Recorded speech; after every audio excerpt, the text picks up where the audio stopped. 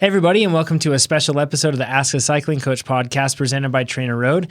This is a race analysis episode where we are going to analyze our performance at the 24 hours in Old Pueblo, or in the Old Pueblo, forgive me. I'm Coach Jonathan Lee. We have our CEO, Nate Pearson, to my left. Hello. And then we have a couple of our product managers with us here, and also very fast bike racers. Pete Morris, how you doing? Howdy, guys. And Brandon Need. Hello. So let's give people a breakdown for those that don't know. If you've listened to the Ask a Cycling Coach podcast, which you can find on iTunes or YouTube or anything else, you probably know these characters here, but we'll introduce them really quickly. So Nate, first of all, your background, triathlon originally, you race road and mountain bikes these days. You've gone through the whole transformational process of improving your bike handling, going through the whole thing. I'm not so bad anymore. No, yeah. I think people probably think that you're worse than you are because you're so open about your process of improvement. Yep. Right? Yeah, but you're actually really good. Things aren't terrifying anymore. I'm primarily a mountain biker, do some road. And Pete, you race for Cliff Bar for their crit team. Yeah, on the road. Yeah. But you're also a heck of a mountain biker. Yeah, I like mountain biking a lot, and it's what's closest to me in the backyard, so might as well do it as often as I can. And you grew up racing some BMX. And yeah, doing lots that of sort more stuff. dirt jumping and being a hoodlum, but less BMX racing, but it's one and the same. And then Brandon, your background is in triathlon. That's correct. Elephant in the room, right? Triathlete, riding mountain bikes. But then you're also, you focus these days on road racing. Yep. You're much more of a roadie than you are a triathlete these days. You're also very, very fast. Brandon, in terms of watt kg, is the fastest one here. Are you around 5'2", 5'3" watts per kilogram? Probably around 5. Yeah. Right now. 5 watts per kilogram, so very fast. So we decided to race the 24 hours in the Old Pueblo based on actually the encouraging and spurring of many podcast listeners who said that we should do this event. So we'll give you guys kind of a breakdown in terms of what the event is, first of all. So it's a 24-hour relay. The goal is to do as many laps as you can within that time period. That doesn't mean that you you can do it solo, you can do it as a duo, you can do it as a co-ed duo, you can do it as a 3-person team, 4-person team. Beyond that, you get into like larger teams. You can have 5-person. Then after that, I think it's just called corporate. And that's like, you could probably have like 20 people, right, on your team. So it's a 16-mile loop, and we'll have down in the description below on YouTube on this, or if you're listening to the podcast, you can go to forum.trainerroad.com and look up this episode. You'll see race analysis 24 hours in the Old Pueblo, and you'll find it. You'll be able to see the actual loop that we did. We'll share the links to our rides in TrainerRoad, and you can see the Strava segment on there too. It's 16 miles, and it was different than I thought it was going to be. I don't know about you guys. Like I saw some YouTube videos, and it looked... I guess I expected it to be less twisty-turny. Oh, yeah. Well, it's either lots of twists or not. So there's a fire road section that there's some initial twists of single track, and the single track is super fun.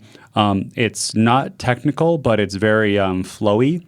Yeah. And if you have better skills, you can flow through it better. Yeah, if you add speed, it becomes technical, just like anything else, right? Mm-hmm. Throw in speed, and suddenly those cacti get really close, way too close. Yes, it gets technical, but you can just hit your brakes if you're a beginner. So it's like you can ride it safely. Where other things in mountain biking, you can't hit your brakes when technical and you're going to hurt yourself. There's like no chance of hurting. Well, there's a chance. You can hit a cactus. But I'm just saying you can scrub your speed off to make it feel appropriate to your skill level. There are no rock gardens, logs, chutes, big drops, nothing like that. Exactly. It's just super friendly to the whole gamut of riders, for sure. But fun at the same time. Yeah, and I had a lot of fun riding it. This is probably my most fun mountain bike course I've ever ridden in my life. How was it for you, Brandon? Because this was like your third time riding mountain bikes, your first time racing mountain bikes.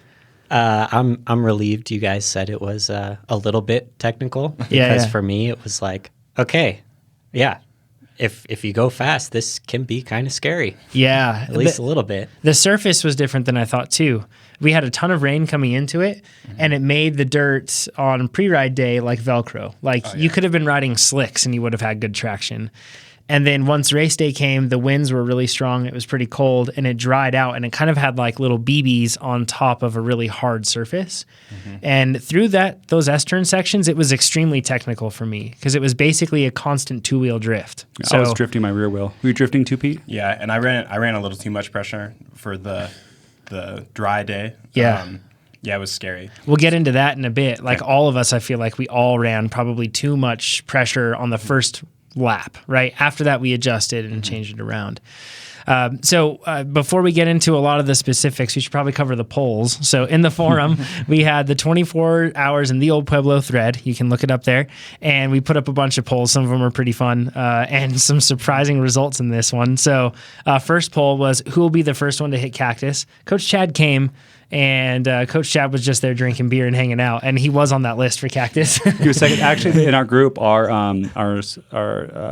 soigneur, well, she wasn't in the poll, but she was the first one to actually hit cactus, and she was drinking, and she was just walking around. Yep. But she wasn't in the poll, so she kicked him. So Nate, you were leading that one with 67%. I know. People did not have faith in you, and I was the one that ended up hitting cactus first. Yes. So to be honest, though, I did my shoulder brushed a cactus, but it didn't pierce any skin. And I didn't crash. I was just riding. Yeah, Coach Chad deemed it has to pierce the skin. Yes. In order for it to and he makes he's the stage person, so he made all the rules. He makes the rules. I actually did. I was passing, the trail got wide, back marker went to the right. I was going to the left very fast, and she got a little squirrely and she drifted left really quickly and suddenly. So I locked up my brakes, shoulder checked. We stayed up, thank goodness, shoulder checked, but then I just gave a prickly pear a really good punch with the hand. It just, bam. It went in the skin? Mm-hmm. Yeah, it did. Got to pull him out. So at least it wasn't a cholla. Yeah. Oh, I know, right? The weird thing about the cactus part, so for people that are listening and considering this event, everything that grows almost there is a cactus, some form of cactus. There's cactus everywhere. Yeah, like if you go off the trail, you're hitting cactus. Like there's a ton of it.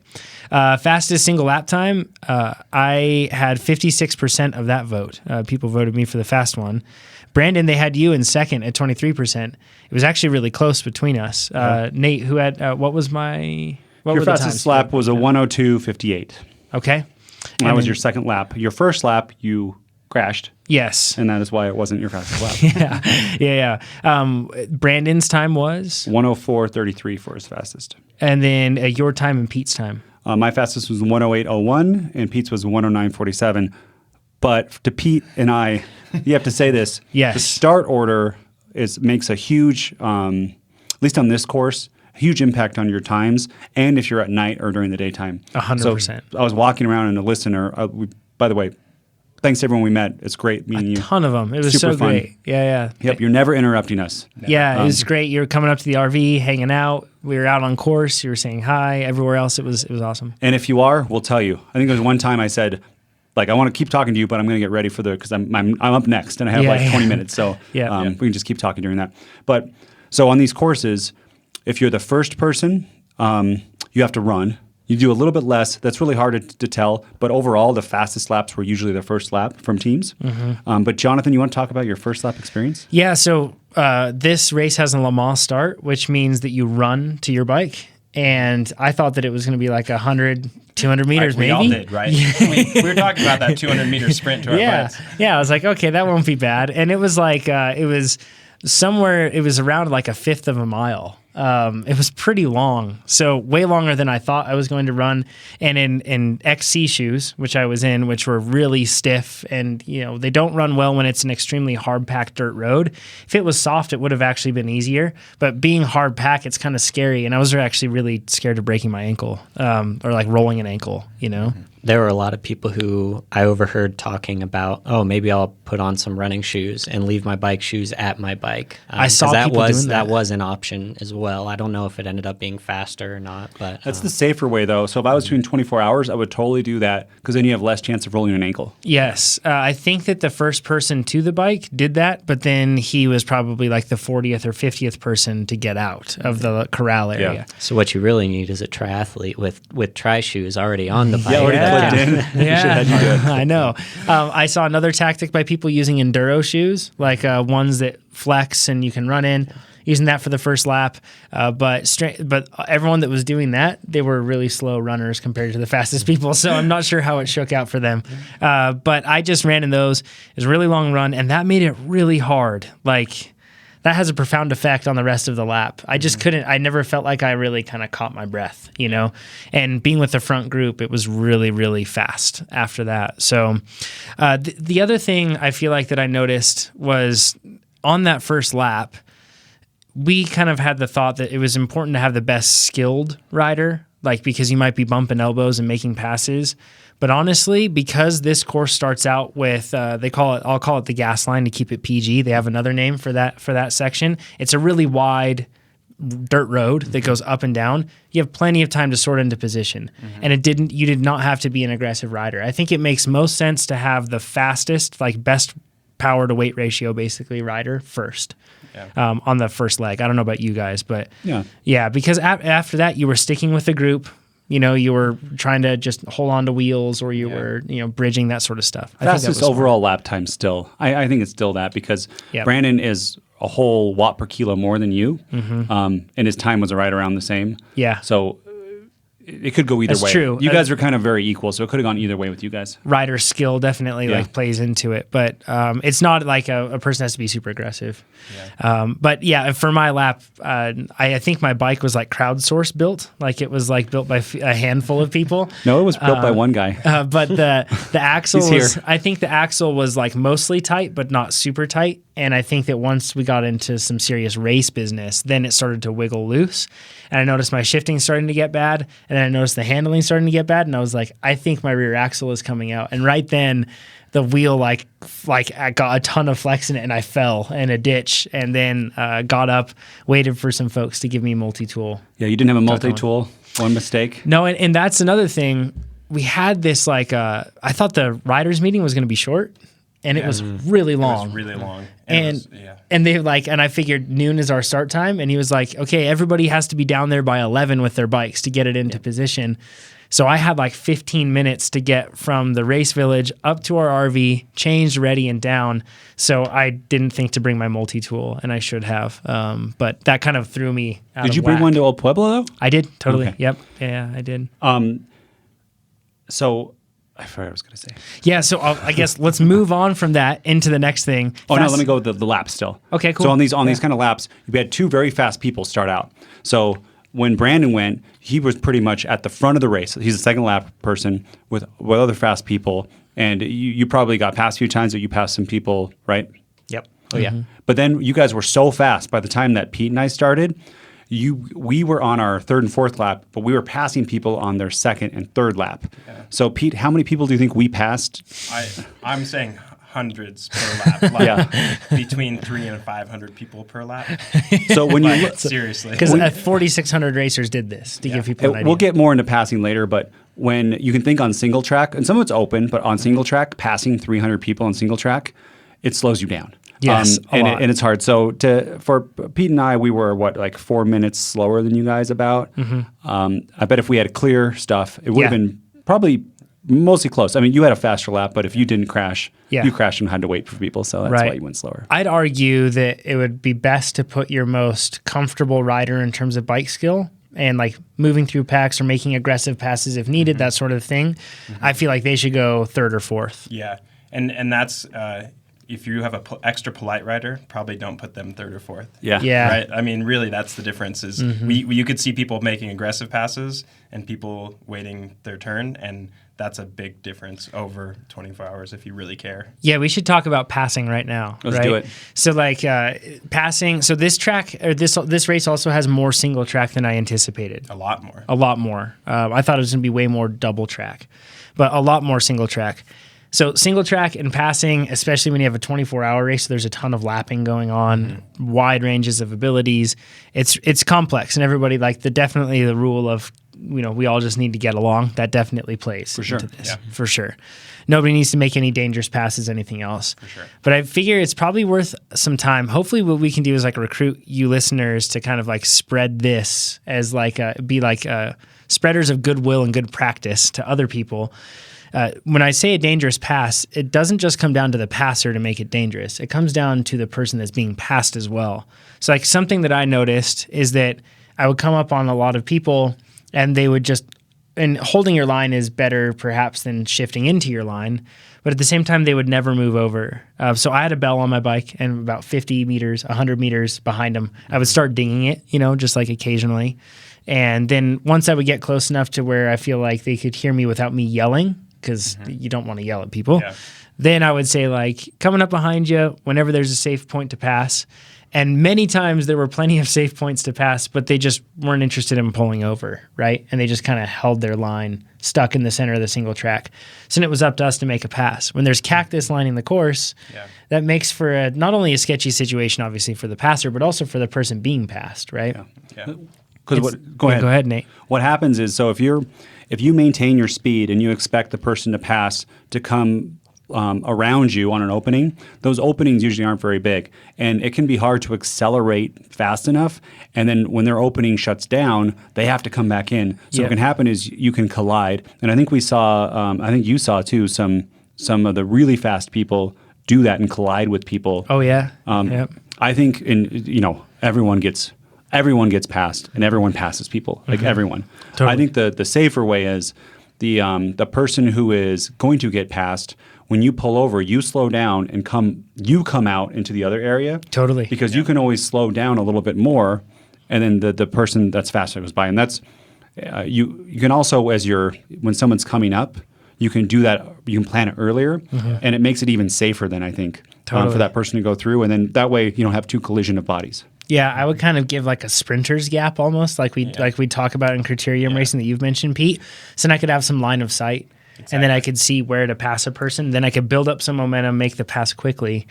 And even, I mean, as you got passed, didn't you do the proper thing and would pull off off the course? Yep. What I had at night, it was really easy to tell because you could see the lights coming up behind you. Yeah. And somebody from Construction Zone Racing, which they won, it was insane how fast they are. So fast. Yeah, Trudeau, Riveros, and the whole crew. Good job. But one guy came through at night, and I could tell he was coming fast. He was faster than me. And I just, as soon as I perceived that he would be close enough to make a pass, I just pulled over. Yeah. Because it didn't affect your race at all. Exactly right. And I feel like that's the thing that it's really hard because your ego gets hurt because you're getting passed, right? But at the same time, you just have to swallow that and then just think about the fact that, like, they're going faster. It's not like I can change something to go fast all of a sudden and pass them or do something like that. I should just pull over. It keeps everybody safe. And the other thing that I thought of when I was doing this too is like, if you're faster and you've come up on somebody that's slow, you've already slowed down your race, right? So then when a person that's in front of you just refuses to slow down, if you're really looking about fairness, like, well, this person's already slowed down behind you. Wouldn't it be fair if you slowed down and moved over to the side for a bit, so that, and then it's safe for everybody? It's not like it's a situation where just one person has to yield, I think. It's a spot where if both people are open to it, and if listeners of this podcast can do this, if everyone's open to just making it safer, it's going to be better. And the two other parts of this is, one, if you're the person behind, you got to chill. You make yourself known. It's never a rush, even though you might feel it's a rush. You say, when you get a chance, don't put pressure on it, because you put pressure, especially on newer riders. I've been there. Then crazy things happen. It can get even worse. Yeah. But also, too, if you're the front person, don't feel like you have to pull off in a dangerous place just because someone's behind you is faster. Still be safe. But, as we said, if you pull over a little bit and slow down, that makes it safer for them to pass. And the best time, I've done it where I get lapped by pros, you can hear them coming. Sometimes you're going, you can hear from far away. Then I'm like searching for a spot. And sometimes I'll even pull over right then if I know everything else is pretty tight. Yep. Because I want them to be able to maintain speed, not hit my bars and push me into something. They're very skilled, and they probably won't affect them. It'll probably affect me a lot more. Yeah. So that's just some tips. And kudos, a lot of people did a really great job pulling over. Oh, heck I would say the vast majority for sure. So thank you guys. I had such a good time even talking to people as you were passing them. It was cool. It was cool. And it's not that we're super fast, too. But totally. It's just, we were getting past too at times. And there's people doing the 24-hour stuff, and they're just obviously they're not going as fast as people doing single laps every 5 hours. Right. Like, even if you're fitter than all of us, it's not going to happen. I have to be honest, too. The pros and the guys that are super experienced, you couldn't tell that they had passed you, because they were so good at, doing all these things, like giving you room and knowing when to pass. They're looking ahead of you even, so they know when they're going to pass. And they were so smooth at it that, it didn't disrupt us at all. So. Yeah. The last note that I would add is headphones. I did come up on the only nasty passing situation that I had to make was a guy that had headphones in, and he had headphones. I called out a few times, and he wouldn't move over. I wasn't just going to make a pass because when you have headphones on and you can't hear a person, you're also like in your own little space, right? So then when somebody comes into your vision, you get startled. So I didn't want to cause any problems there, but eventually I had to like yell loudly and say, "Hey, I'm behind you, and I want to get by." Yeah. And when I said that, that guy was like, "Well, you can wait." And I was like, "Wow." And then I said, "You can take your headphones out." And then I made a pass. Don't put headphones in a race situation. Even just any time on the trails, it's kind of an inconsiderate and unsafe thing to do, but especially a race situation. Yeah. I'm pretty sure it's not legal to wear headphones at those shouldn't races. be. Yeah. It shouldn't be for sure. And if you're gonna, I mean, you shouldn't do it, but do one ear. How do you feel about music on the bike? Yeah, a lot of people had that playing out, and especially a race like this, because you can probably cover the vibe of the race. It's like some people say it's like Burning Man and bikes, and I think all of us. I mean, I haven't been to Burning Man, but you get kind of a feel for what it would be when you're here in Reno, and I don't think it was at all like that. Pete and I have been to Burning Man lots of times, and it is not like Burning Man of bikes. It is like a cross race that's over the whole weekend with camping. Yeah, it's like a rowdy weekend cross race where the fans are out, everybody's having a good time. There's people with music on their bikes, there's costumes, there's heckling, drinking while you're racing, and everybody has to camp in the same spot. Yeah, and a lot of humans. Yeah. Yep. And it's like a pop-up little. It doesn't feel like a pop-up city to me. It feels like it feels like a race. Yeah. But there's a ton of people. So because of that, there were plenty of folks with like little Bluetooth speakers on their bikes blasting out music, and I'm totally cool with that. I don't want to ride with you. But but you can still hear what's going around. Yeah. As long as it's not too loud, and I've never seen it too loud. I actually kind of like when I pull up on those people. It was cool. Like they're having a good time. Yeah. One guy was listening to Toto, and that got stuck in my head for the rest of the night, which really sucked. But going through a couple other things, there was another poll for who would have the fastest average lap time. Who did have the fastest average, Nate? Well, it's dependent. It's tricky, right? Yeah, it's tricky because you did 4 laps and Brandon did 3. But if you take out your double lap, you're the fastest. Okay. But if you do all your laps and we add in Brandon's lap, then Brandon beats you by a minute. Nice. But I say we don't count your second lap because you were actually riding that for Brandon, which we'll get into. In a bit. Yeah, but so you had the fastest average. What about the biggest difference between their slow and fast lap? Okay, well, that was me, but that's only... Let's cover why. Well, so that was only because I got lost. I took a wrong turn at night. I mean, that's my own fault. It sounded like that happened to a lot of people. A lot of people. Yeah. It also happened to me, too. So when I was riding the course, I thought, when I was riding it at night, because we had done laps on this thing, I felt like I committed it to memory. Mm-hmm. But when I was riding it at night, I was like, wow, it would be really easy to make a wrong turn. Because everything looks different at night. Yeah. And it'd be really easy to make a wrong turn. I don't know, did you feel that too, Brandon, that like riding at night, it kind of felt like a different course? I fortunately didn't have to ride at night until the last 10 minutes of my second lap. Oh, that's true. Yeah, so that was probably easier. Yeah. So Pete beat me my average lap time by only like 26 seconds.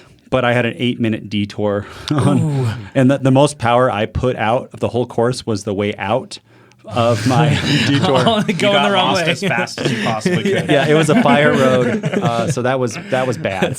You got lost too, though. I don't know if it was 8 minutes, but no, we're still pretty close in all the laps. The only problem that happened with me is when I deviated, I came back and all the people had just passed. All took the single track that I had to hop back onto. And so, it just happens, right? Try doing that for 8 minutes. Yeah. But I just there's a point I got to talk about. So, because people always give me flack. One might say. We'll say flack. Yeah. You got lost, Pete? I got lost. And I'm a pretty attentive person. I knew the course. I can drive. I don't get lost. I can ride bikes. I don't get lost. I got lost. And Jonathan? I thought I was going to get lost. Well, I'm going to talk about checking your bolts. Because true. You had a bolt issue. And not just a small bolt you might forget, but an axle, like a very critical bolt. So that's another thing. I should have checked it. Check your bolts. There's a podcast all about that. Yep. Nate's 40 KTT mishaps. You were there. So I just say that it's just not me. I'm so happy you guys had failures too. We did. And then, so we had the interesting part about this. And then we have one last thing about guesses for the fast lap time. A lot of you gave us way too much credit in terms of what we could do. I figured it was going to be hard for any of us to break a minute. maybe if we didn't have like any of the passing issues, and it was really windy, maybe if you didn't have wind, I could have broken an hour. But man, breaking an hour is really hard. So if you see anybody that does that, they are a very, very fast racer.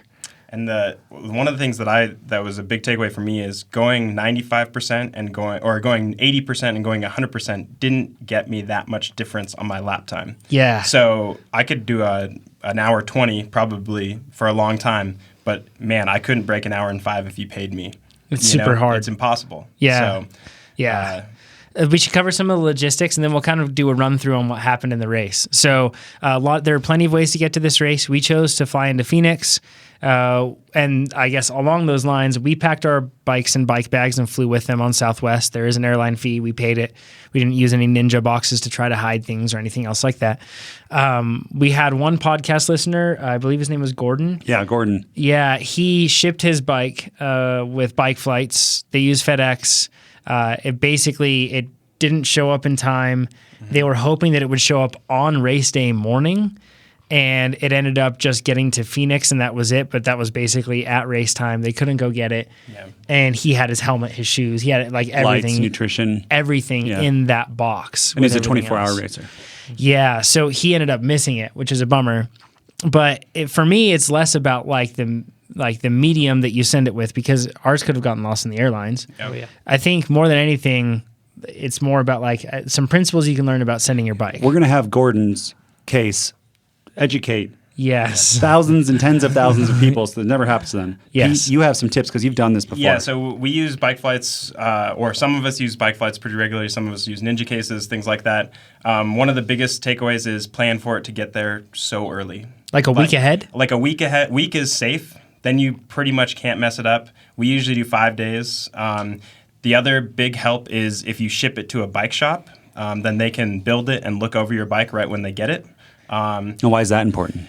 Well, things break in boxes. You could pack it. Something could fall out of your box, like a dust cap. Yeah, like we had in our case, a dust cap fell off of a DT Swiss hub. I've never even been able to pull those off the front hub, and we couldn't find one. We went to bike shops, couldn't find one. Went all around 24 hours of Old Pueblo, couldn't find one. Yeah. Shout out to Stan's, Stan's No Tubes. They ended up lending us a wheel. Kenny from Stan's, thank you, Kenny. Very kind of you. Thank you. Yeah. Lent us a wheel and lent us your space to be able to switch the tire and rotor over. That was awesome. So we were able to ride. But yeah, if you don't ship it ahead of time, you can't get those parts. And one last piece with the bike shop is if you call around, find a bike shop that's friendly and willing to work with you, tell them you'll help them track it. You'll call them when the bike is supposed to get there, ask them to check it over, build it. Then you can also have them tear it down and ship it again. It's nice to plug some money into the local bike shop. They're stoked. It's not that much work for them, and they're happy that they get to facilitate your racing. Yeah. One key thing with that is ask them to build it when it arrives or before the event, so then they can find these sort of problems beforehand. Yeah, because a lot of bikes too have particular parts that are hard to source, and if it's the day before or 2 days before, it's really hard to get. But if it's a week, you probably can get something, or like locally you can bring a part with you, and you just have more time and flexibility.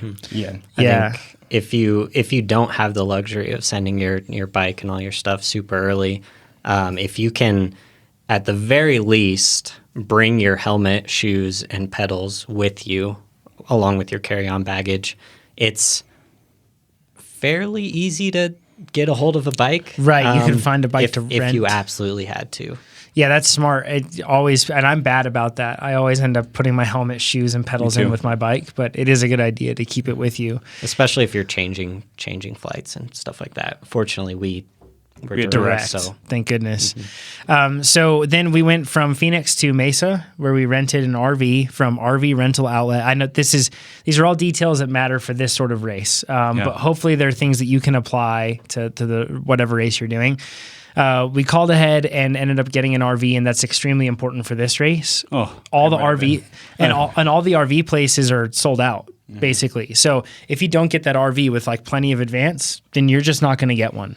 The RV made it probably 100 times easier. I'm not exaggerating, right? Yes. 100. And it was free. It was low of 32. So if you're in a tent or something. That's degrees, Fahrenheit. So it was 0 C. I don't know what you would do. Imagine we got there and it was pouring rain. The wind was whipping around. It was 40 degrees. Imagine setting up our tent when we got there. It would have been terrible. At 9 o'clock on Thursday night. We would have gotten no rest whatsoever that night because we would have just been completely soaked and frozen. If you're a high schooler, you could do it. Sure, right? Yeah, that's all part of the adventure.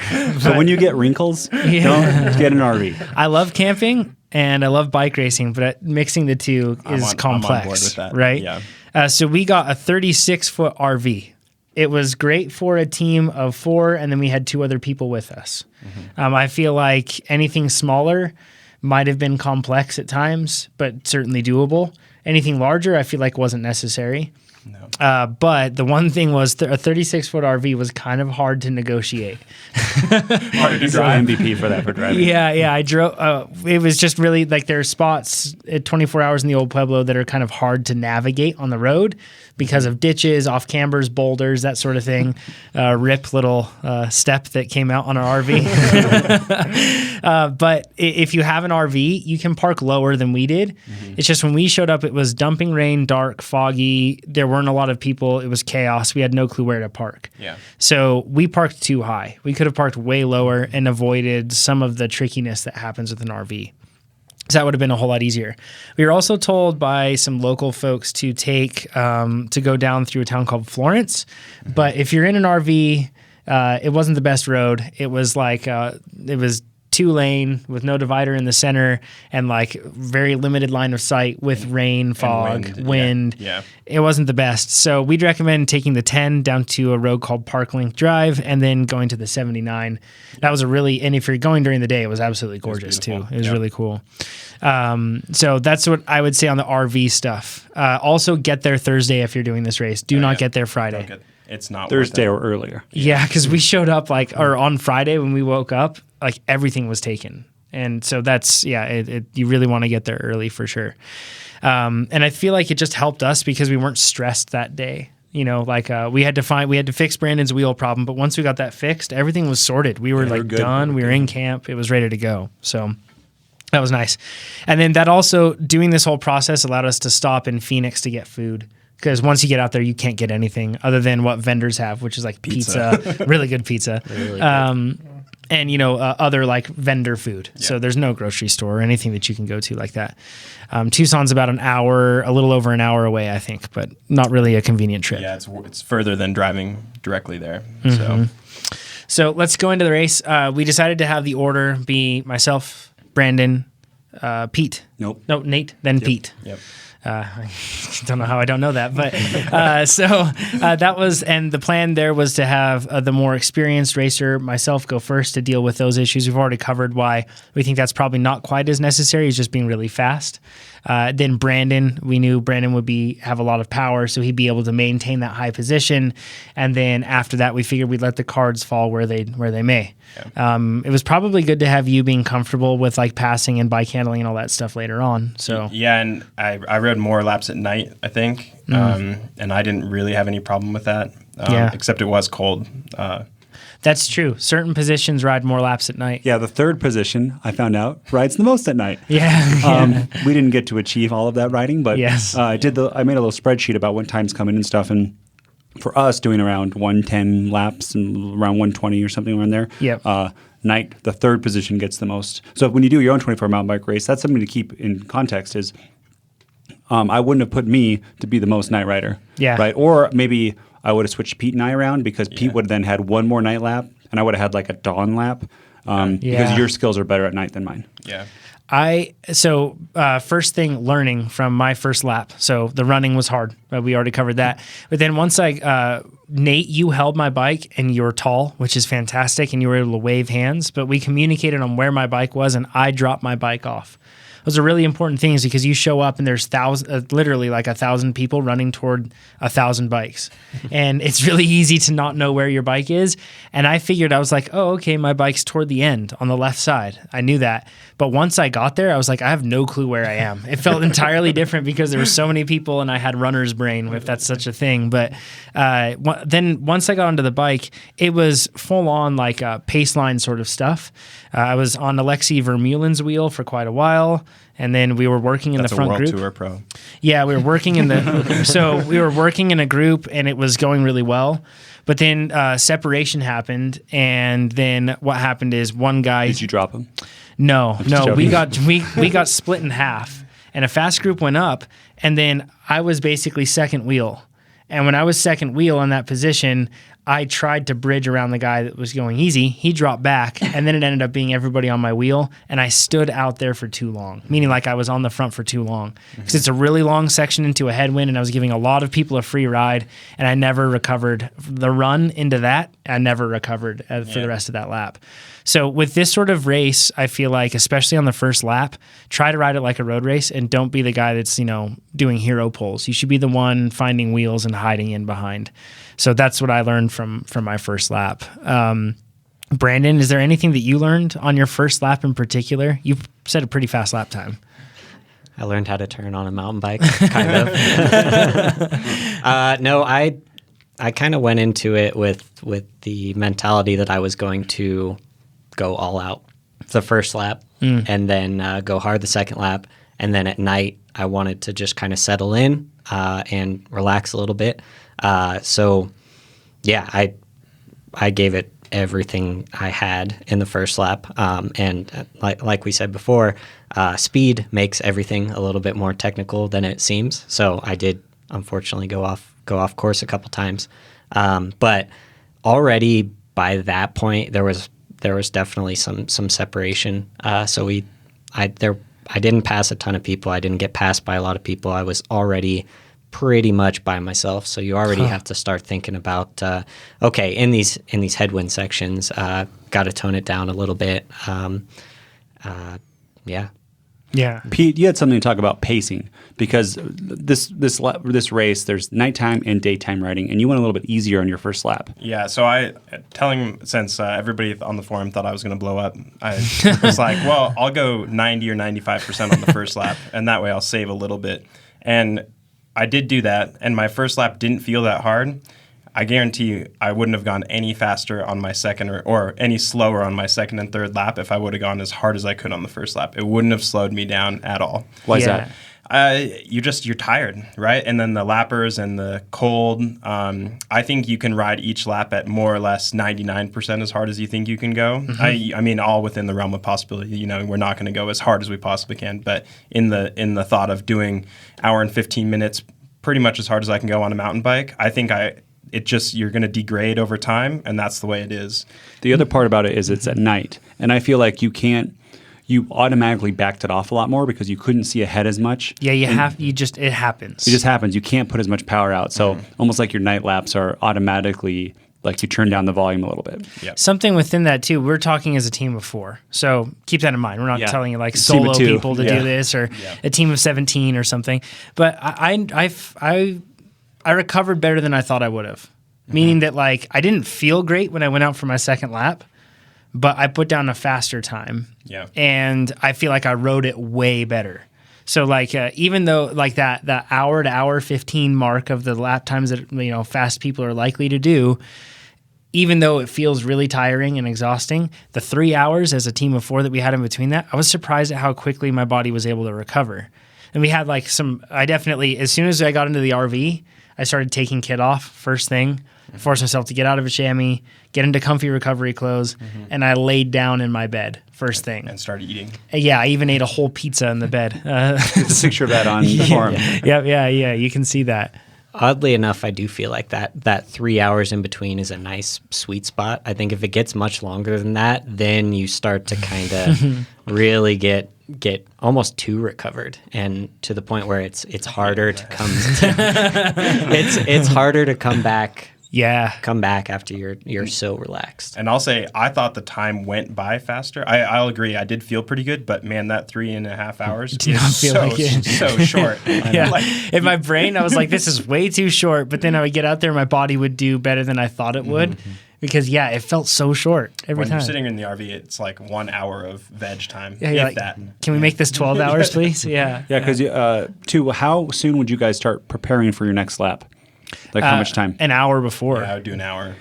Did you have an anxiety about missing the next person? Yes. We should talk about this because I had incredible anxiety. Yeah. It's good to have a spreadsheet, and we had predicted times, and then when you typed in what the person's actual lap time is, you could see like what the predicted time was and kind of when it would happen. But the last thing we want to do was let each other down and not be there for the handoff. So I kept checking time. And I had alarms set, but I still would check the time. And it makes it hard to relax. Yes. When you think you have that like clock ticking down. There's nothing special about our spreadsheet, by the way, that allowed for race prediction, by the way. I'm sure somebody's thinking, like, I want that spreadsheet so I can find out how fast I can do my lap times. But that's not what it did. We basically just looked at Strava, looked at the course, looked at other people's times that were, we were familiar with their fitness levels, and that's how we kind of gauged where we should be. I was thinking a minute off of everybody for my estimates. Yeah, you were really close. Yeah. So, but it didn't really matter because once you start putting numbers in, after everyone does one lap, you're good. So that's how we worked it. I did talk to some other people that were basically, this is a very different pacing strategy than what we had, but they were like, yeah, our friend texts us every time he gets to the top of the rock drop, and he hangs out for a bit, and then he drops down, and then we meet him in the tent, right? So like we were not stopping to text for sure, but there's plenty of ways to do it, but we basically just knew roughly, okay, it'll take this person probably an hour and 5 minutes, an hour and 10 minutes, whatever it may be, and then we'll head down there with 10 minutes, 15 minutes to spare on the front side just in case they're really fast, and be willing and ready to wait. And I found another thing is in the transitional period from day to night, I had to do a few things to my bike, like put lights on, make sure batteries were in place. I had a GoPro mount that was on my helmet for my light. And even though it was locked on, I didn't feel fully confident in that. So I used tape on top of that just to make sure that it stayed. Like, I had some things to do. Yeah. And I tried to lay down and rest before I did those. And that was a dumb thing because, like, I had an eye mask on, earplugs, and my brain was just, like, yelling at me like, you're not prepared. Yes, exactly. So I got zero rest. Jonathan got up and he's like, there's some things I have to do. Takes off his eye mask and walks outside. Yeah, I was very nervous. So prep for the next lap. The takeaway is prep for your next lap before you lay down. Yes, I completely agree. You're already amped up. Yep.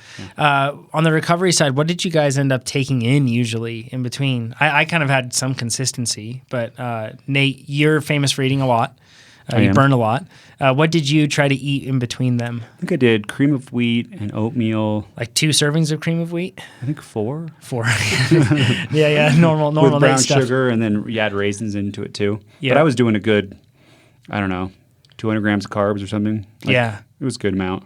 I was burning around 850 calories a lap for me, roughly. So that's a good amount. That's a lot of food you have to put back in. Yeah, I would. You could feel the empty, like coming. The last 10 minutes of the course is a little technical, but easy on the legs, and that's when I would start to feel hungry. Yeah, right. It was crazy when stuff was bouncing around. I was like, man, I can't wait to eat again.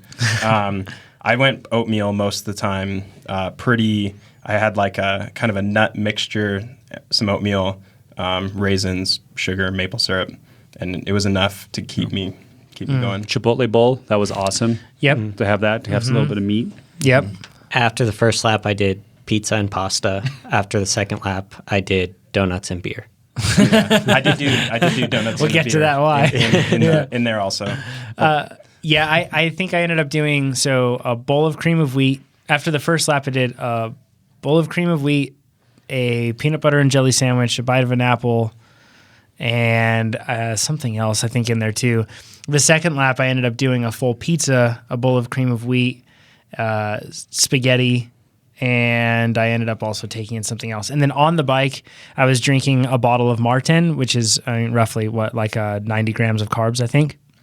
So I was taking that in on the bike. And once it came to doing some longer laps, which we'll get to in a bit, I actually brought in some gel and some Cliff Blocks too into that. Most of this food was pre-prepared too. So as soon as we rolled in, it was ready for us. So we didn't have to walk around making food. So it made it really, really nice. I did do a bottle of recovery after every single lap also. So the second we got back to the RV, I would take a full bottle of recovery and then disrobe and do That's all smart. that. And I did a thing of shot blocks going into every lap, kind of when I was sitting in the RV before I went and waited for Nate. And then I didn't eat anything on the bike. Yeah, actually. I did a gel before, right before I would start the lap to try to be topped off. And then on the bike, I actually stopped bringing the bottle with me because I wouldn't drink. There's so much single track that I wouldn't drink. Yeah, single track with consequence because you took your hand off and there's cactus everywhere. Then I had the SIS bottle, this Beta Fuel, which is just like the Martan stuff, about 190 grams of carbs. And I would actually, as soon as I would be done, I would drink my whole bottle. Like I didn't touch it. And I think I asked Pete to bring it to me in the future. So He you- forgot you- once. Yeah. You went out without a bottle on your bike. After that, yeah, especially at night, there's Wow. no point. It's bold. Yeah. I I was was drinking a ton. I after took that. some sips. Cold water felt nice just It did. during your effort. But I definitely didn't eat anything each lap. It didn't matter. Huh. Yeah. So, and I feel like in terms of energy levels, all for the long laps that I ended up doing later on, it was great. I didn't feel like I was out of energy, and I feel like that's why my second lap was so strong, was because I was keeping up on things like that. And I think that's something that would be hard, but totally not impossible if you didn't have an RV. So something for people to consider. I guess, and before we get into some other stuff on tires, we said we'd cover that later. Let's cover tires really quick. Nate, what tires did you run? Racing Ray and Racing Ralph too. Okay, so rear. and then did you run? What pressure did you run? Was that more or less than you would normally run? I think I was 24 in the front and like 27 in the back, and that's what I'd normally run. Okay. And then later on, I just didn't pump them up because I was late and I forgot, and I just said I should probably go less this time. Okay, so you and you weigh how much? 190. Okay, cool. That gives people a good. And you're on a Specialized Epic, so 29 inch. So people can understand that. Pete, what are you running? I was running Aspens, and normally I run about 26-ish front and rear. I did the first lap at 24 front and rear, and it was way too much. And then I'm pretty sure I did 21 and a half or 22 Yep. after that. And I'm on a tall boy, which is 110, 120, 110. So way slower than Nate's bike, which is definitely. Of course, because it's an Epic, right? Yeah. Brandon, do you know what tires you were on a borrowed bike Yes. on Coach Chad's bike? Do you want to take this one? Yeah, I Jonathan? can take that one. Yeah, you were on Recon Race 2.3s, I believe, is their size. They might be 225s, and then you were down to 19. Well, at first too high, but then we brought it down to 19 in the front, 20 in the rear. And you weigh how much? About 140. 140. Okay. We didn't get Pete's weight. Oh yeah. Oh, yeah, I weighed closer to 210 than 205. Okay, got it. Nice. Yeah. I like keeping it vague. That's very respectable. So I was on Maxxis Aspen 2.25s on the SB100, the Yeti SB100. So that's a 29-inch wheel bike. And I ran, at first I was running 21, 22, and it felt like way too much. And I weigh about 146 pounds during this race. But I ended up dropping down to 18 and 19. So really low. And that was much better. And the reason that was good was because we had those BBs on top of the hard surface. But then once night fell, I swear you could have been running slicks and gotten good traction. It was probably the most traction I've ever felt on a mountain bike. Yeah. Maybe. The moisture starts to come up, the humidity rises, everything else, and that dirt got really dark and tacky again.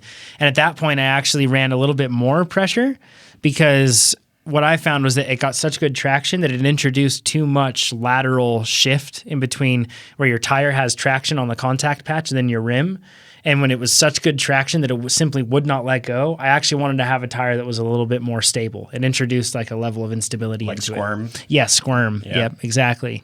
So I actually ended up adding in a little bit more pressure once that went into it. But I feel like those tires were good. They were Anybody feel like you made a bad tire choice? Brandon, tell us how your tires felt. They were phenomenal. The one thing I would say is pick a tire that has a big contact patch over having one that has big knobs. Yeah. Knobs don't really do you any good because you don't have anything to sink into here. It's more just a really hard surface. So in that case, you want one with a bigger contact patch, which usually means either more knobs, more smaller knobs, or something that puts a lot of casing on the ground, so a bigger gap between the knobs. Yeah. So something like the Aspen is good for that. The Recon Race is good for that because it has a ton of knobs in the center. The Icon could be a good one for that sort of a thing. So, kit, do you feel like you made any bad decisions on kit? I did skin suits. I like that because it was kind of windy. And what people don't realize, so we've talked about this before, and you saw a lot of this. But if you're going 12 miles per hour into a 20 mile per hour headwind, that's like you're going 32 miles per hour on the road. Yeah. And if you do that, you're like, oh yes, I should have a kit. And I think the winds were probably 10 to 15 mile per hour, right? Yeah. But then you could be going Cold. 10 to 15 miles per hour easy, right? Yeah. So that's a 25 to 30, Mile an 20 to 30 mile per hour. So having aero stuff in an aero helmet, I got heckled. But it totally matters. Yeah, exactly. It totally matters, and it's a good thing to do. So in any of these kind of races where, especially with this, like a attrition race, the aero stuff just helps so much because you have to put out less power to go the same distance. Free speed. It's free speed. So Relatively. Yeah. I mean, I wouldn't wear helmets cost money. Yeah, exactly. You got to pay, but you got to buy a helmet anyways. Right. I wouldn't wear a baggy jersey or this too. We're a big fan of vests. A baggy jacket.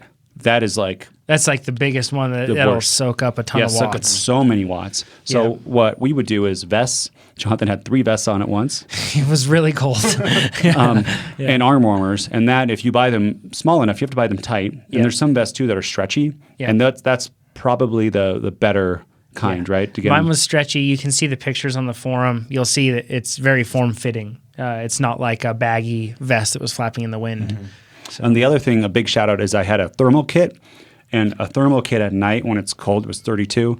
It's like you can't do a base layer and warmers and make up for the thermal kit. It is. Yeah. I don't even know how to describe it. It's amazing. It's a big difference. The hard thing that I felt like on this one is it was hard to ride that line because like you want to have enough stuff to stay warm, but you can't get too warm because since it's only an hour long, the work rate's pretty high. So you're producing a lot of heat from your body. Yeah.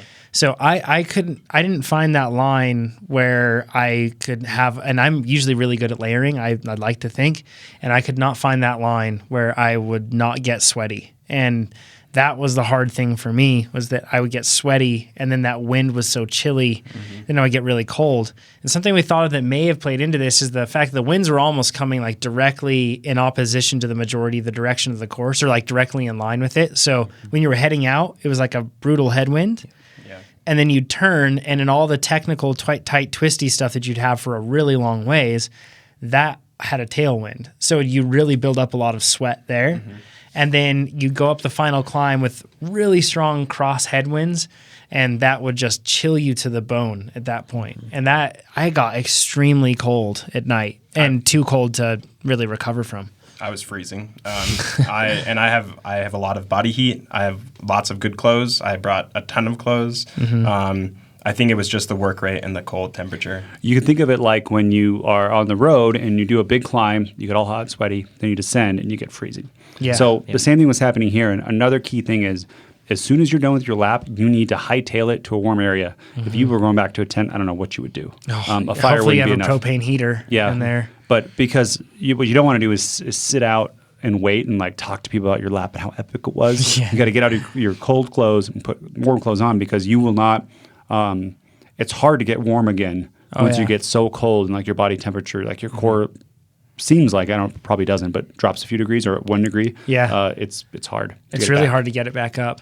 So and I even had like wool base layers to try to avoid that problem of getting chilled, but it didn't matter. Even when I had those 3 vests on, and I'm not a particularly heavy sweater, but all 3 vests were wet.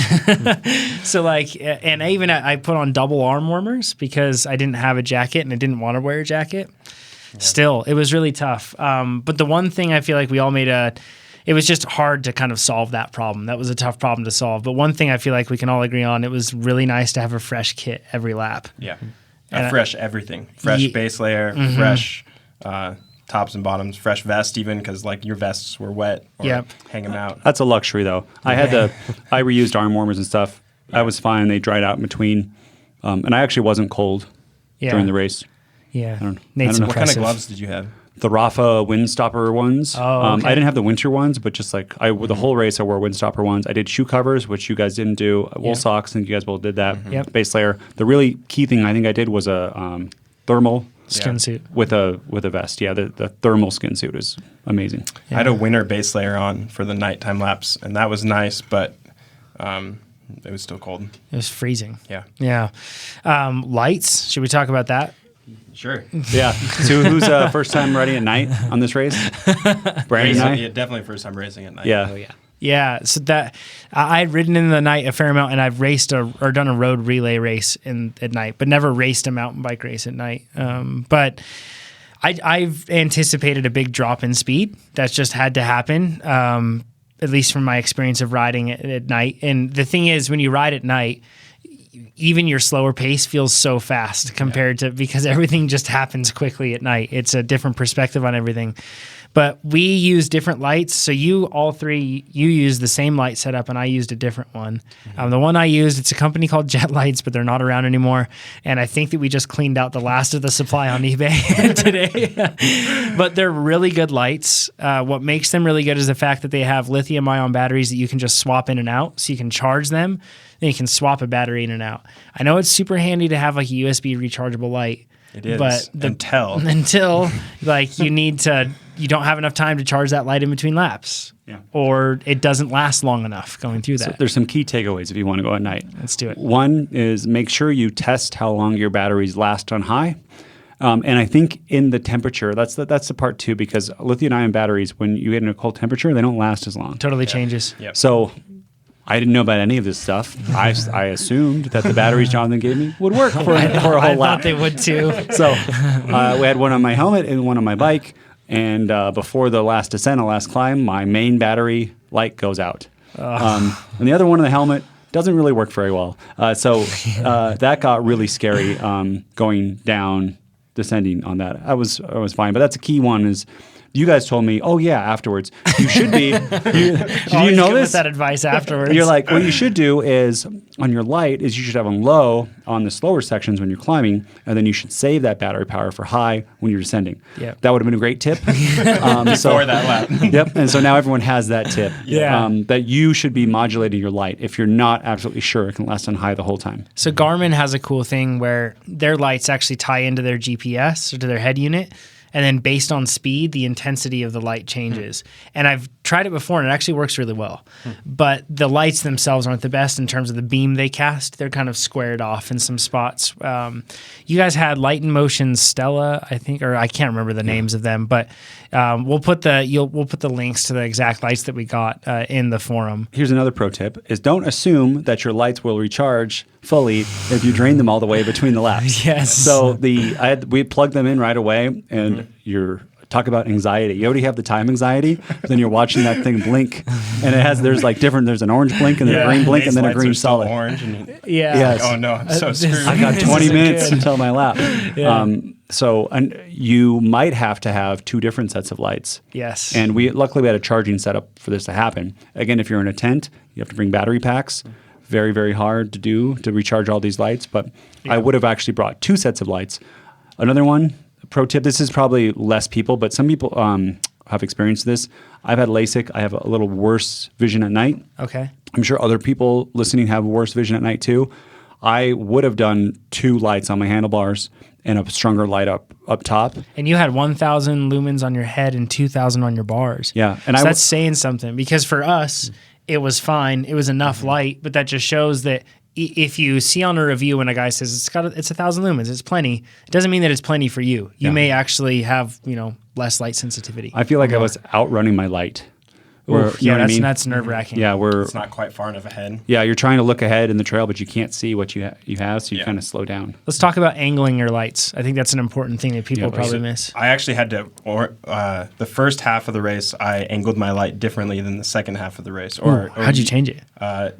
On my helmet, it's just like a rocker kind of. So, but I definitely moved my helmet light a lot. So, in which direction did you move it? So on the technical stuff, I would move it up so I could see further up the trail, because your body can just process the stuff in between there. And so further away for the technical stuff, and like the techie climbing and the kind of regular double track, just put it down in front. And I actually saved my big light a lot because I was worried after Nate's light didn't work. So I only used it when I needed it instead of all the time. Mine are really easy to change the intensity. You just soft tap on the buttons basically on the back of the light. So I kept mine on low at all times unless it was fast. And then when it was fast, then I would turn them up. But it was pretty straightforward. The light in front or on my bars, that one points down pretty low. Yeah. It's casting light basically, a couple feet in front of my tire, a foot in front of my tire is where the main part of the beam starts. And then it's going out probably 10 to 15 feet in front of me. And then my headlamp is where my eyes are going. Yeah. And I know that's a nebulous thing perhaps, but it's actually really precise if you just go out, ride, and then adjust that angle so that it goes exactly where your eyes are going. And that the thing is, your eyes don't really go up without your head going up in terms of like how it adjusts to speed, right? Yeah. So it ends up kind of self-governing if you can change the intensity of it. The one thing I would say is vary the intensity if you can between the light on your bars and the light on your head, because if you have them both on high, a lot of the time it washes out shadows, and it's kind of like skiing in flat light when you can't tell any definition in the ground, and it can make a very small rock or a rock that's very large appear very flat. So I'm always lower intensity on my bars than I am on my head, because my head, where I'm looking, that's what I want. I want to place more emphasis on that. Our buttons were really hard to press on our lights, both even on the handlebar light and on the headlight. So don't count on being able to do that while you're riding. Cold hands and technical trails. So I did the high on the head and saved the low light, except for when it spun around. Next pro tip, use GoPro mounts on the helmet for sure. But on the bars, I have a K-edge mount where it has a GoPro mount below, and these lights make it so you can put that in there. It's a very stable, sturdy mount, which is awesome. On my next lap, when my battery didn't recharge, I used Brandon's, and Brandon's didn't have that mount. And it was like we couldn't switch it around, and we said, well, there's like a rubber band, and we can put it around our bars, and they're made for It's not a rubber. bars. It's actually like a rubber strap that comes with it. It's made for it. Yeah, it's not like you just rigged up a rubber band. So Pete and I did this, but it wasn't tight enough. I had it as tight as it could go. Pete, you too? Well, what I figured out is if I moved it right next to my stem, Where the bar's fatter. where the bar is as fat as it can be, and then it took me about 5 minutes of wrestling to get it to click. But yeah, like yours, I think your bars must be narrow or slimmer than mine. Yeah, but anyways, this happened to both of us. So there's one thing when it moves when you're riding, which is scary, but a couple times while descending, it would flip up and hit me right in the face. So You're just 2,000 blinded. lumens straight to the eyeballs. when you're in the middle of the night. So if you want to experience this, go down some technical spot and just close your eyes for like 5 seconds. Yeah, that's basically what's happening. And because you can't just stop right away. No, you can't. But you're basically blinded. So Pete, what did you do when that would happen? So on one of it, it pretty much happened at the gnarliest parts of the course possible. Yeah, because it would knock around. Yeah. And so the first time I did it, I steered off the trail just because that was mellower, and I hit the light and it spun it to being facing like the other direction. And then I finished the technical section, and then I turned it off. I was like, I don't need that light anymore. What did you just take it? I was like, I just rode for a little bit, and then I tried to adjust it down. Yeah, I should have just hit it or tried to stop. But sometimes you can't. Sometimes you couldn't. Yeah, even like 3 seconds with your eyes closed is enough to crash. So I was pretty lucky I didn't crash there. Jonathan, you said there are if you don't have the a mount for your like a K-edge mount. Yeah. There are mounts for your handlebars. Yeah, you can get like a GoPro handlebar mount that basically looks like a round clamp that goes around your handlebar with the little 3 prongs sticking up where a GoPro mount could slide in between. Most lights these days come with a GoPro attachment, so it's a pretty good way to set it up. One pro tip on getting your GoPro bolts tight enough, or the bolt that goes through, because that can be really hard on some of them, and then your light will just always slide around. Many of them, if you look inside, so like it's like a plastic little thing that allows you to turn it with your hand, basically a plastic extension on the bolt. If you look on the end of that, it actually fits like a 6 or an 8 millimeter Allen key. So you can use that to tighten it extra. If you don't have a 6 or 8 millimeter Allen key and you're really rushed and you need to go like right then, like maybe somebody like me, then you use your teeth. But it was plastic. Teeth are a great one. So don't be too mad, dentist. I have one more pro tip.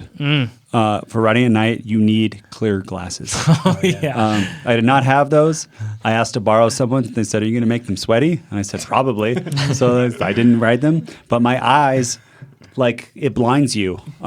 Pete and I saw you awake after this, and when you opened up the door back to your junior suite in the RV, which, by the way, Nate had a junior suite back then. It was nice. But when he opened the door, it seriously looked like he was sandblasted in the eyes. It looked like you had just wandered in from the desert. Yeah, just Like torn if you apart. Just torn Your apart. eyes are still a little red right now. Yeah. No, they hurt. They actually still hurt now. Yeah. I don't normally ride in the rain or at night, so I didn't have clear glasses, but I should have bought some.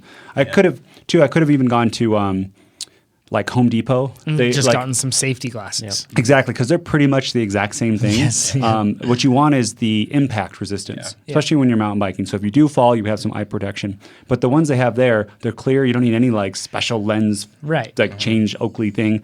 Just get that, and they're like $10. And I know some people say yellow is better than clear, but that's actually not the case. I don't think so. It's yellow is good at amplifying certain things, but it doesn't necessarily mean that it's going to be better at night. So, lens technology is kind of complex in that respect. But John used my clear lenses and didn't sweat on them, so thank you, John. thanks, I Pete. would have cleaned them. So let's cover what happened to you, Brandon. So, because this is where our strategy, we had a strategy in place to go every other rider, basically every other lap. We do a lap and we just continue to rotate throughout the whole night. I think it's fair to say also, we should say this beforehand, this is a C priority race at best for all of us in the sense that like it wasn't like this wasn't a goal race. We didn't taper. We just No. showed up, bros. For sure. But like, so that sets an important thing. So keep that in mind. Brandon, you were racing at dusk, which is a tricky time to race. Yeah. What happened? So we'll set the stage on this one. So I'm probably 10 minutes away from finishing, and it's finally getting fully dark. Pretty much. Unfortunately, near the end of this course is one of the more technical, at least for me, sections of the ride. There's a bit of a descent with some rocks in there, which rocks and descent to me as a roadie Sounds like mountain sounds biking. very scary. I had a ton of fun on that section. But yeah. Uh-huh. So by this point, my handlebar light was upside down and not fixable. So I wasn't using that. So I was just running off my helmet light, which was great. Unfortunately, it didn't quite give me the best depth perception, I would say. Yeah.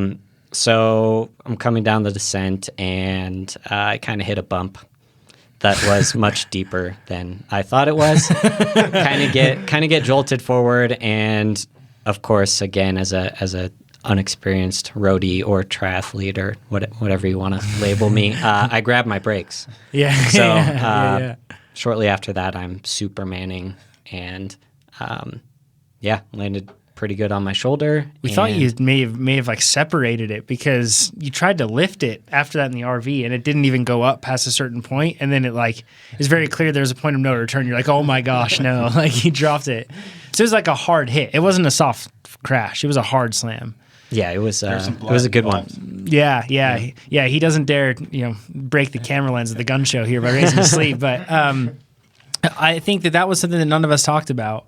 Like, what are we going to do when somebody gets hurt or somebody gets sick or somebody has a mechanical? Or someone can't continue. Yeah. So instantly I was like, okay, well, I'm up next, so I'll do 2 laps. I'll just cover Brandon's lap. I was up next. Oh, yeah, you were up next. But I was thinking in my mind, like, I'll be the one before Brandon, so I'll just carry out Brandon's lap. Just absolve his problem. Yeah, just do 2 laps. That'll be easy, right? It's only an hour long. And the combination of the cold and the combination of fatigue, I'm sure, made 2 laps way harder than I thought it was going to be. When I was coming into the end of the first lap, I was like, I'm going to tell Nate when he gets back here after 2 laps to chill, Nate, go sleep. I'm going to do like 3 or 4 laps. We're just going to knock them all out. It's going to be great, no problems. But then the second lap, I got deeply cold, and I mean deeply cold, and my whole body started to hurt. It wasn't like the legs and lungs hurt. It was bad. It was cold. Like the Mars rover, like batteries were going out, things were getting dark. It was rough. So The first thing he said to me when he came in was, "Am I going to get to rest now?" After 2 laps. it was, and I'm like, "Go get him, Nate." Yeah, it was painful. It was really painful. So, and I got back, felt terrible, expressed how terrible I felt because I'm that sort of person that likes to let everybody know how terrible I'm feeling. Jonathan felt terrible when he got yeah. And I looked at Brandon. He looked no better than when I left. In fact, he looked worse. Pete, you didn't seem too enthusiastic about doing double laps thereafter, right? Yeah, I could have, hindsight, but yeah, I think before my 1 lap, I could have done double laps, and then if you would have been down there saying, just do another, I would have been like, no, I'm not going to do another one. And I was the designated team captain in this case, and I anticipated Nate to come back and think that our idea of, because in my mind I was like, you know what, this is a low priority race. we should just cut it right now and go to sleep, wake up in the morning, then do more laps if we want to. Yeah. Looking back at it, I had already had about 350 training stress points for the day, good amount. I had, put in some and all of that was from race sort of efforts, not just like a lot of easy riding with some hard stuff. Yeah. And mountain biking TSS. And mountain biking. So there's plenty of it. I was like, I just got a huge amount of work in. I can rest. I can absorb that. If I keep staying out here, I'm probably going to get sick with how cold I was getting. And it'll probably affect further training. And I totally expected Nate to come back and just be like, that's terrible. That's ridiculous. I'm jacked up on caffeine. We're getting back out there. I did do that. And it's basically what he did. Yep. But I'm sorry, everyone, about this episode. Just some people don't like to hear about this stuff. You should have skipped it a long time ago. Yeah. Just listening angry. Yeah, it's true. Yeah. We're in the questions coming. Yeah. There's no questions this time. Not this week. So what I was doing is the team, we had moved up spots. We had your crash that put us back some. Yep. But there were the pros, and there's no chance ever unless they all get flat tires. We weren't going to get top 3. Yeah. No. Wasn't going to happen. Top But five? Top 5 maybe. was We were in reach. moving up. We were in 7th Yep. We were in 7th when in our division. hit. Don't worry, I got you. Yeah. So Edit and post. So caffeine, how I was managing it, I started with 400 milligrams the first lap, and then I was doing 200 milligram pills before each lap, about 30 minutes. And 200 milligrams, it's not that much. I think a venti coffee is like from Starbucks, the blonde roast is 320 or 360. Okay. So Good point of enough reference. to keep your high going, right? Sure. So I did the laps and I felt good. I came in eating all these carbs, and Jonathan's in the bed. He's like, "We're not doing it anymore. Like, you can do all of them you want." But he did say that this is an A race and all this kind of stuff. And in my brain, I really want us to do well. So I know that I could not go out and do. It crossed my mind. I was like, I'll do 6 laps in a row. Yeah. But would we just go down to 30th place, right? No Yeah. point. And I would be destroyed for the future.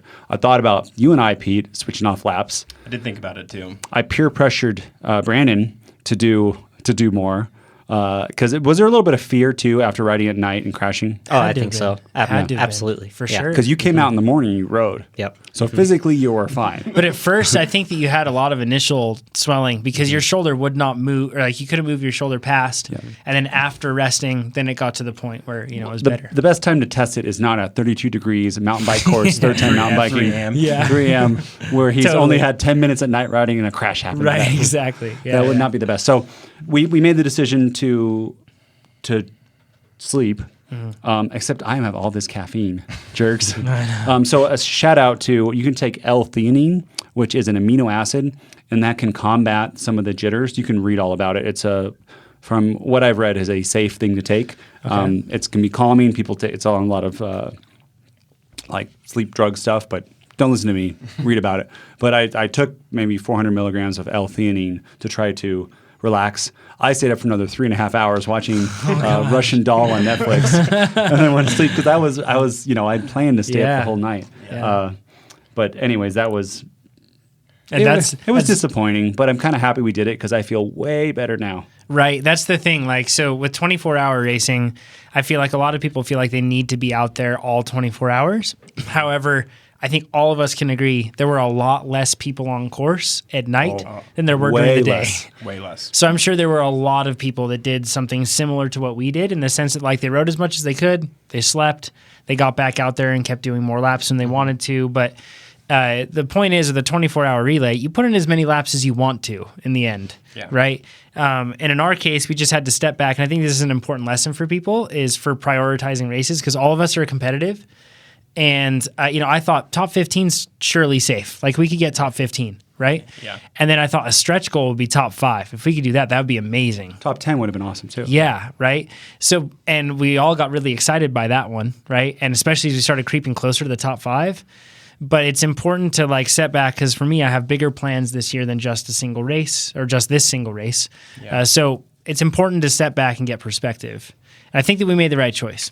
Sure, we skipped out and we didn't get in all the laps. We weren't able to chase our top 5. We didn't get our top 10. I have no clue where we finished. We DNF'd. Yeah, we did. That's Because right. Yeah, because so Yes. there's another pro tip. Yes. You have to finish the race after noon on the last day. Yes. And we were already driving our RV out of. Yeah, we left just before. And I think that in our case, it was a good thing because I can't imagine the traffic jam. All I know is that we got all the way back to Phoenix. I dropped off the RV. I got to my in-laws' place. It was like hours after we left, and I saw a person that we were racing with, and he was still sharing stories in the traffic getting out. You know what I mean? So chances are it wasn't traffic the whole time. He chose to wait a long time. Yeah. But the point is, there's a lot of people there, so we were able to get out just before noon, and I think it helped us out. But so 24-hour racing. Nate, do you have something else you want to share? Just the opposite side of that is if you do plan to make this your A race, Yes. you have to put in, I think, don't plan on peak racing for at least a month afterwards. For sure. Like a month. Like Yep. kind of like this is like a Leadville Yep. level thing. So if you do try to make this your A race, do that and don't think you're going to the next weekend be able to race well. Yeah. I will say we had a lot of fun also for ton. the first Ton of fun. 14 hours, right? Yep. Like, Yeah, that's yeah. a great. We had a lot of fun. No, I don't think other than Brandon didn't have a bad experience. Yep. And then we kind of cut it when it was still fun. Yeah, and we Which- got a ton of training in, Ton of training, and I will say like or stress, I should say. Yeah. even the next morning we all were alive and well and If I were to do it again and I knew it was going to happen, I would have changed our expectations. Instead of doing that, I would have said, well, maybe who's going to have we're only going to race between these time periods, but who's going to have the fastest laps Yeah. or the fastest average time, and have a little competition between us, because That then would've been fun. it would have been a lot more fun. And say, okay, we're all going to do one night lap and then go to sleep, Yep. and then do it all in the morning, Yeah. everybody gets 3 laps, 1 daytime lap, 1 night Yeah. or 4 laps. Yeah, yeah. Even 4 would have been fun. Yeah. And do little competitions inside. Totally. Rather than put us against everybody else and the pressure. And then there was serious disappointment when we, for me at least, when we decided to change our goals. Yeah. Our goals of what's Chad's. different measures of success. Yes. Yeah. Chad said it in a different way. My goals- shifting his Shifting priorities his or something goals, like that. something like Yeah. that. And I would have done way less caffeine. Yeah. And probably slept a lot better. Yeah. One thing I can say with this is if you are looking at what sort of training to do for 24 hours in the Old Pueblo, it's an hour-ish long lap, right? Well, for depending on the sort of person that's racing this. 1 Might be to an 2 hour. hours. Yep, 1 to 2 hours. So that's the sort of effort you're preparing for. I feel like for me, with more riders on course, it turned into a punchier race. With less riders on course, it was more of a steady state effort. Way more steady state than most mountain bike races. it was power all the time. Yeah. Like I did not spend much time coasting at all on this course. And it wasn't because I was jamming as hard as I could the whole time. It was just, you were able to keep the power consistent. And that was a good way to be smooth. I've got plans.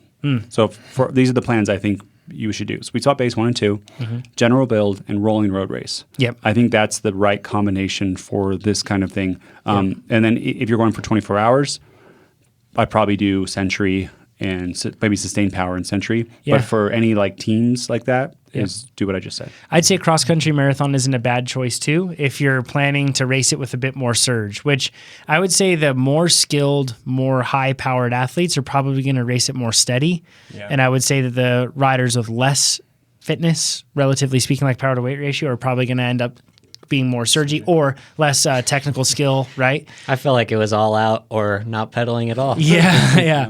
So that shows it's like totally different, right, for the different riders, but it depends on how you're going to race it, I guess. The other good thing to know about this course is there's no steep climbs where you're going to be. Yeah, really not. If you have normal mountain bike gearing, you're okay, which I think that is so key for a 24-hour race that there's not this like grinding section. Yeah. There's never limited by your gears, right? I saw a few people walking. I mean, They're tired though, I bet. yeah. And they might have been single speeders. Yeah, who knows? who knows? But climb wise, there was like 2 hard climbs for me as a heavy person, but none of them were slow climbs. They were just hard and medium, Like 3 or 4% grades, right? probably. Yeah. The gas line. Oh yeah, that's a little bit hard, but I feel like on the gas line, that was something that I understand why they make a big deal about a lot of people getting, the potential to get injured there. Because it's fast descents into like climbing and it's kind of rain rutted out. It's just a gas line road, right? But I really didn't think it was that bad. So don't psych yourself out about it. Nate, would you agree? Yeah, so everyone, I was so scared about this descent the first time, and I actually I thought about going the other way. Talked about broken collarbones, people getting care flighted out. Yeah. It's just a fire road descent. Yeah. That's pretty much it. With some water bars. Yeah. So you can unweight and reweight, but But those, so if you look back at our How to Be a Faster Mountain Biker on YouTube, if you could pump all of those, and if you couldn't pump, they could be really scary because you could get bucked off. But if you know how to pump them, and they marked very well with these like double black diamond signs, if you could pump them, meaning that as you kind of load or you stand up, and you have your arms and legs slightly bent, but you're pretty high still. And then as you come up to the hill, you're going to absorb all of that into your arms and your legs. And then so your bike's moving, but your body's staying in the same spot. Yep. And if you did that, it was row and anti-row your way right over them, basically. It was one of the least scary things. Everyday mountain biking in Reno is scarier than that. On my second lap, when I set my heater, I actually bunny hopped before most of them and picked up over the water bars and then pumped down the backside. Yeah. When we pre-rode with you and Sonia Looney, you guys were just like doing jumps and tail whips off these things. Right. So and that was like the fast way to kind of pump through it. So it was a great event, really cool. If you're looking for like a bike race that has a really cool atmosphere to it and really fun kind of party atmosphere, this is definitely the one. If you're looking to do a 24-hour race, hopefully this has provided you with some insight. If you're just looking to hear about the misadventures of bike racers that think they have everything figured out, then kind of have things go sideways, then hopefully you enjoyed this as well. We're going to be doing more of these race analyses as we compete at different events. Hopefully what we're teaching you is how to be effectively critical of your performance and understand how you can use that to improve and get faster. I like to learn from our mistakes. That's it. That's exactly it. So thanks for joining us, everybody. Once again, head over to forum.trainerroad.com. The link will be in the description below in this YouTube video, or if you're listening on the podcast, you'll be able to find it in the episode description. And you can go there and see all the things that we've been talking about. You can also go in there and start the conversation. Ask some questions. If you're going to be doing a 24-hour race, or if you've done this race before or are planning on doing it, you can jump in there and hopefully we can get a lot of people together to provide you with all the information you need. Thanks, everybody. Chat soon. Bye-bye. Bye, guys.